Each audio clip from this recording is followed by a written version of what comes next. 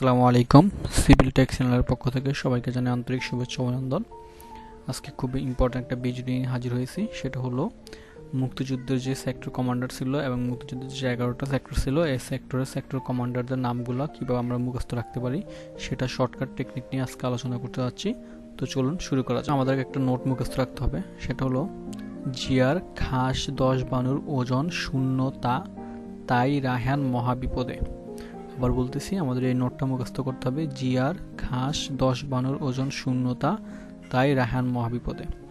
এই নোটটা মুখস্থ করার পর আমরা ক্রমান্বয়ে 1 2 3 4 5 6 7 8 9 10 11 অর্থাৎ 11টা ক্রমিক নাম্বার লিখে ফেলব।